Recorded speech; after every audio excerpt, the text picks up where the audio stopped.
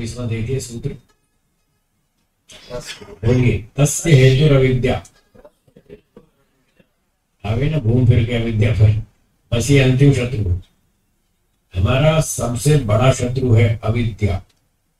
तस्य हेतु अविद्या, क्यों आए शरीर में, क्यों बैठ गए यहाँ शरीर में, इसका कारण अविद्या है। क्या अविद्या है? ये अविद्या है, आप समझते हैं संसार में बहुत सुख है, यही तो अविद्या है। जब आप यह सुख मानते हैं और सुख भोगना चाहते हैं, तो इस संसार के सुख को भोगने के लिए शरीर चाहिए या नहीं चाहिए?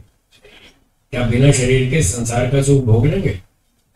जब आपको अविद्या है, आपको संसार में बहुत सुख दिख रहा है, तो फिर सुख भोगने के लिए ईश्वर का दर लो शरीर।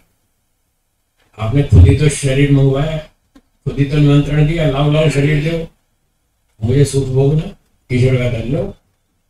तुम कहते लाओ, ईश्वर का दर लो, मेरे पास कोई कमी है, खूब भंडारे हैं मेरे पास, लो फिर दुख भोगो। तो ये है अविद्या। तस्य हेतु अविद्या, उस संयोग का कारण अविद्या है।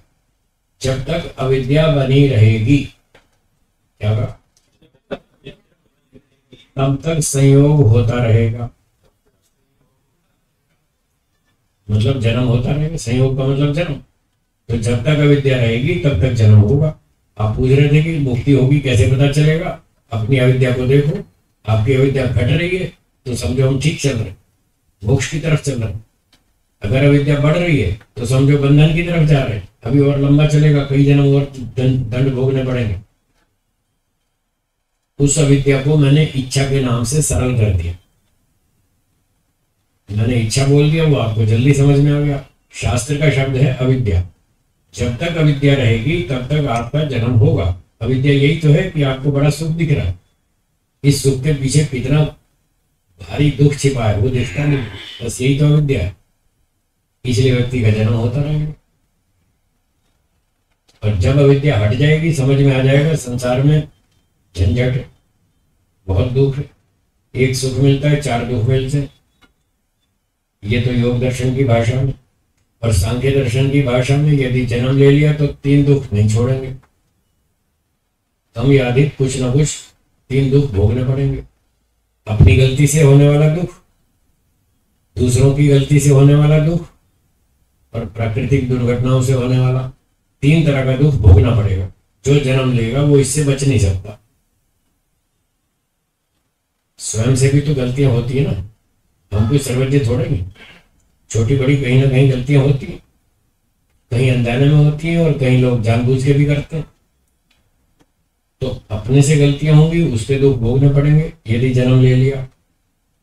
फिर दूसरे लोग बहुत हैं सारे, पड़ोसी वड़ोसी, गाली देने वाले, झूठे आरोप लगाने वाले, परेशान करने वाले, चोरी करने वाले, डकैती करने वाले, धोखा देने वाले, पैसा उधार लेके खा जाने वाले बहुत लोग बैठे। वो आपको दुख देंगे, तंग करेंगे, आपके रिश्तेदार आपको तंग करेंगे। आपने चार पैसे कमा लिए, देखना कई रिश्तेदार पैदा हो जाएंगे, जो नहीं थे वो भी आ जाएंगे। साहब मैं आपकी चाची की बुआ की मौसी का बेटा हूँ, लंबे लंबे रिश्ते निकाल के आ जाएंगे, ये थोड़ा हमको भी दे दो, आपने बहुत पैसे कमा लिए। तो पैसे कमा लिए तो बहुत सारे रिश्तेदार आ जाएंगे, पैसा लाओ, और आप देंगे तो पैसा वापस नहीं आएगा, और नहीं देंगे तो गालियां पड़ेंगी।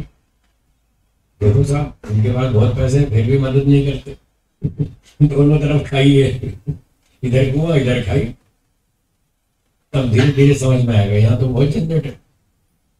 पैसे ना कमाओ तो दुखी, और पैसे ज्यादा कमाओ तो दुखी। बहुत खींचतान के इतना ही सार निकलेगा, 2 ही रुपए कमाओ, अपने खाओ और मजा करो, ना ज्यादा कमाओ ना टेंशन मोल लो। ये तो टाइम पास रास्ता है जैसे तैसे निकलने का, पर यहाँ पूरी शांति तो नहीं है।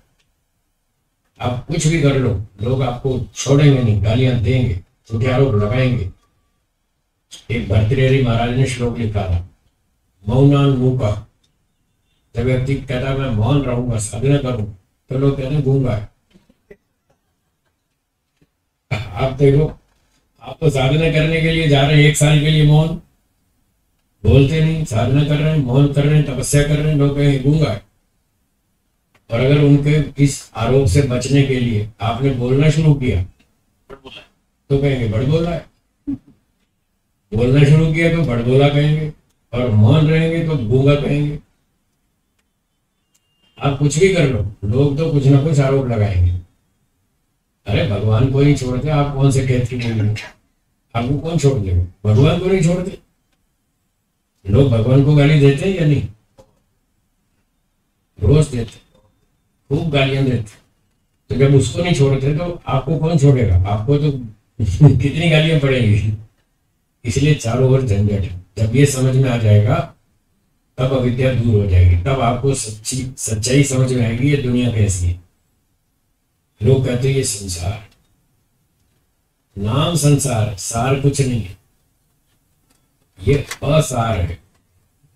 नाम संसार है और है असार, सार कुछ नहीं है। सार इतना ही है, चारों तरफ टेंशन है, ये संसार। तो महर्षि पतंजलि कह रहे हैं जब ये अविद्या हट जाएगी कि संसार में बड़ा सुख हो, बस तब आपका जन्म बंद हो जाएगा, फिर आप मोक्ष में जाएंगे।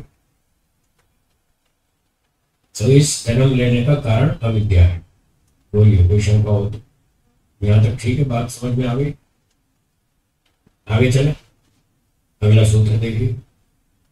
तस्य हेतु अविद्या, 24वां सूत्र हो गया कि उस जन्म लेने का कारण अविद्या है। फिर एक विद्यार्थी ने पूछा, अच्छा जब ये अविद्या हट जाएगी तो क्या होगा? बोले अविद्या हट जाएगी तो जन्म बंद हो जाएगा। जन्म बंद हो जाएगा, बस यही तो मोक्ष। अब मोक्ष का स्वरूप बताएं। सूत्र 25वां देखिए। 25वें सूत्र में बता रहे हैं मोक्ष क्या चीज है। बोलिए, तद अभावात् संयोग अभावो अनम तत्पुरुषेह कैवल्यम। कैवल्य का अर्थ है मोक्ष, ये है मोक्ष। तो मोक्ष में बता रहे हैं तद अभावात्। तद वह कौन? जो पिछले सूत्र में था, पिछले सूत्र में थी अविद्या, 24वें सूत्र में अविद्या। तो तत् का अर्थ है अविद्या। अभावात्, अविद्या का अभाव हो जाने से, अविद्या नष्ट हो जाने से, अविद्या खत्म हो जाने से संयोग अभाव, जन्म भी बंद हो जाएगा। अविद्या हट जाएगी, जन्म बंद हो जाएगा, क्योंकि जन्म का कारण अविद्या ही तो था, और कारण हट गया तो कार्य भी हट जाएगा। कारण अभावात् कार्य अभाव।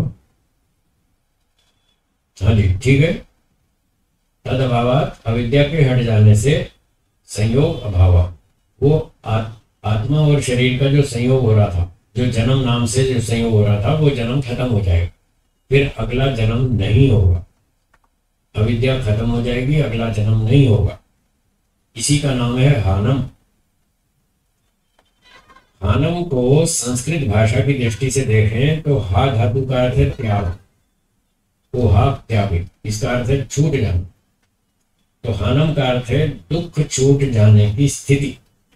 दोहराइए, दुख छूट जाने की स्थिति, ये हानम शब्द का शब्दार्थ है। सीधा सीधा इस शब्द का अर्थ है दुख छूट जाने की स्थिति। जब जन्म ही बंद हो गया तो दुख छूटने की यही तो स्थिति है, यही स्थिति है। जब दुख खत्म होगा 100%, फिर दुख नहीं आएगा, और इसी का नाम मोक्ष है। दुख छूटने का नाम तो मोक्ष है। मोक्ष का अर्थ क्या है? छूटना, मुक्ति, मोक्ष, छूटना, दुख से छूटना, यही तो मुक्ति है। और उसको निभागे तद दृश्य कैवल्यम। तद हान, वो जो हान है, वो हान क्या है? दृश्य कैवल्यम, दृषि शक्ति का कैवल्य है। दृषि शक्ति अभी पढ़ा था 20वें सूत्र में। 20वां सूत्र देखिए, कौन था दृषि? दृष्टा। जो दृष्टा है वही तो दृषि मात्र है, वही तो चेतन है। तो दृश्य है जो चेतन शक्ति है, जीवात्मा, उस जीवात्मा का कैवल्यम मोक्ष है। कैवल्यम का शब्दार्थ सुनिए। केवलस्य भावः कैवल्यम। केवल माने ओनली, अकेला। हाँ, अकेला हो गया भाई। केवल 3 लोग आ सकते हैं, लिफ्ट में जगह कम है, सिर्फ 3 आदमी आ सकते हैं, चौथा नहीं आ सकता, जगह नहीं है। तो वहां तीन सिर्फ कहते हैं ना, केवल तीन, तो केवल तीन का मतलब केवल तीन, चौथा नहीं। अब यहाँ कह रहे हैं केवल से भाव केवल, केवल आत्मा अकेला हो जाएगा। आत्मा तो एक ही है ना, मैं आत्मा एक हूं। क्यों जी, आपकी संख्या एक है या 5? एक संख्या हर व्यक्ति की स्वाभाविक होती है, हर वस्तु की स्वभाव से एक संख्या होती है। तो जब एक आत्मा केवल हो जाएगा तो एक अकेला हो जाएगा। तो अब तक क्या था, अब तक तीन शरीरों के साथ जुड़ा हुआ था, अब वो तीन शरीरों से कट के अलग हो जाएगा, तीनों से कनेक्शन कट जाएगा और आत्मा अकेला हो गया। ये मोक्ष, अर्थात तीन शरीरों से भी अलग हो जाएगा और सारे दुखों से भी अलग हो जाएगा। इसका नाम मोक्ष। कब होगा, जब अविद्या हटेगी। अब देखिए अपनी अपनी अविद्या अपने अंदर ढूंढिए, आपके अंदर कितनी अविद्या बाकी बची हुई है। जितनी बची है उतनी खत्म करनी है। अब कितनी है उसको देखिए और खत्म करने की स्पीड देखिए आपकी, उस हिसाब से पता चल जाएगा आपका मोक्ष कितनी दूरी पर है। जितनी अविद्या और जितनी स्पीड से चल रहे हैं उतना टाइम लगेगा, जितनी मेहनत करेंगे जितनी स्पीड पकड़ेंगे उतना टाइम लगेगा मोक्ष में। वो अपना अपना हर आदमी जान सकता है। अगर आपके मन में संसार का सुख भोगने की इच्छाएं बढ़ रही हैं तो समझ लीजिए आप मोक्ष से दूर जा रहे हैं। अगर इच्छाएं बढ़ रही हैं तो मतलब अविद्या बढ़ रही है, अविद्या बढ़ रही है तो आप दूर जा रहे हैं।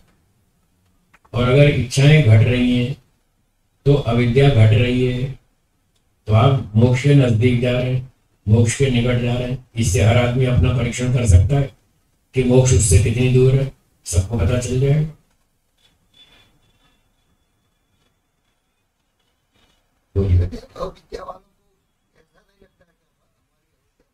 वो डबल मार खाएगा जिसको पता ही नहीं चल रहा है, जो नशे में है जिसको पता ही नहीं चल रहा मैं कहाँ जा रहा हूँ, तो वो तो डबल मार खाएगा। इसलिए होश में रहना चाहिए, अभिमान में नहीं आना चाहिए। जब कोई अच्छा व्यक्ति, विद्वान व्यक्ति बताए, इस लाइन का एक्सपर्ट व्यक्ति बताए कि आपकी अविद्या बढ़ रही है तो उससे झगड़ा नहीं करना चाहिए, उस पर ध्यान देना चाहिए कि ये मेरे फायदे की बात कह रहा है, मुझे सावधान कर रहा है और मैं इससे झगड़ा कर रहा हूँ, मूर्खता। तो जो व्यक्ति अविद्या में होता है, आपने ठीक बताया कि वो प्रायः उस समय स्वीकार नहीं करता कि मैं अविद्या में हूं, तो उसका तो और लंबा काम बढ़ जाएगा और लंबा हो जाएगा। वो स्वीकार ही नहीं कर रहा, दूर क्या करेगा। जो व्यक्ति अपनी गलती को गलती ही नहीं मानता वो ठीक क्या करेगा। अगर कोई व्यक्ति कुछ गलती कर रहा है वो तभी तो ठीक करेगा जब पहले उसको समझ में आए और वो स्वीकार करे कि हाँ साहब मैं गलत हूं, तब तो थोड़ी मेहनत करेगा, तब तो उसकी गलती छूट सकती है। जो गलती को गलती ही नहीं मान रहा वो तो बस गया, उसका सुधारा बहुत मुश्किल है, बहुत ज्यादा टाइम लगेगा। इसलिए शास्त्रों में लिखा है विद्या ददाति विनय। जब व्यक्ति विद्या पढ़ता है तो उसमें विनम्रता आनी चाहिए, अभिमान नहीं आना चाहिए। पर होता इससे उल्टा ही, जब व्यक्ति विद्या पढ़ लेता है, 4 अक्षर सीख लेता है तो उसको अभिमान आ जाता है। वो कहता है मैं सबसे बड़ा पंडित हूं, ये क्या जानता, ये मेरे सामने क्या जानते हैं, कुछ भी नहीं जानते। जनता को तो छोड़ो, अपने गुरु को भी बेवकूफ समझता है। ऐसे भी लोग हैं धरती पे जो अपने पढ़ाने वाले गुरु को भी बेवकूफ समझता है। इतना अभिमान आता व्यक्ति तो उसका तो क्या होगा बताओ, बहुत मुश्किल है, उसका कल्याण होना बहुत मुश्किल है। तो इसलिए विद्या पढ़ के विनम्रता आनी चाहिए, सभ्यता आनी चाहिए। जब व्यक्ति में सभ्यता नम्रता होती है तो बुद्धि ठीक चलती है, और जब अभिमान आता है तो बुद्धि खत्म। और जब बुद्धि खत्म हो जाती है तो अपने गुरु को भी कुछ नहीं समझता, उसी से टक्कर लेने लगता है, उसी को मूर्ख बताता है। तो इसलिए ये ध्यान रखना है कि विद्या पढ़कर अभिमान नहीं करना, नम्रता से चलना है। और कोई आपसे बड़ा हो, सीनियर हो, विद्वान हो, वो आपको बताए कि यहाँ आपकी भूल हो रही है तो चुपचाप सुनो, उस पर विचार करो कि हाँ भाई हो सकता है भूल हो रही है, मैं इंसान हूँ, गलती हो सकती है। उसकी बात को सुनिए उस पर विचार कीजिए। यदि वो आपकी गलती ठीक बताई उसने और आपको पता चल गई कि हाँ ये मुझसे गलती हो रही, तो उस गलती को छोड़ दो, तो आपका कल्याण हो जाएगा। और अगर गलती नहीं है, मान लो भूल चूक से उसने कुछ गलत कह दिया, झूठा आरोप लगा दिया, तो फिर तब भी कोई टेंशन नहीं है। जब गलती तो है ही नहीं, फिर दुखी क्यों है? कभी भी कोई भी आरोप लगाए तो आपको दुखी नहीं होना। यदि वो सही आरोप लगाता तो स्वीकार करो और दूर करो, दुखी क्यों होना? यदि झूठा आरोप लगाता है तो वैसी चिंता नहीं है, जब गलती तो है ही नहीं, फिर दुखी क्यों हो रहे? दुखी नहीं होना किसी भी कीमत पर। यह है योग के हिसाब से जीना। योग विद्या के अनुसार इस तरह से जीवन जीना चाहिए, दुखी नहीं होना। आरोप सब पर लगते, भगवान को नहीं छोड़ते, आपको कौन छोड़ेगा? बोलिए। सही गलती बताने के बावजूद भी अगर वो आपके न माने, हाँ, वो नहीं मानेगा। रावण से बताई थी गलती, उसने मानी। दुर्योधन को बताई थी गलती, उसने मानी। फिर देखा ना क्या हाल हुआ उसका। उसका ये हाल होगा जो रावण का हुआ था। सही गलती बताने पर भी जो स्वीकार नहीं करता, उसका सुधार नहीं करता, उसका वही परिणाम होगा जो रावण का हुआ था, जो दुर्योधन का हुआ था, जो कंस का हुआ था, उसका वही हाल होगा। ठीक है।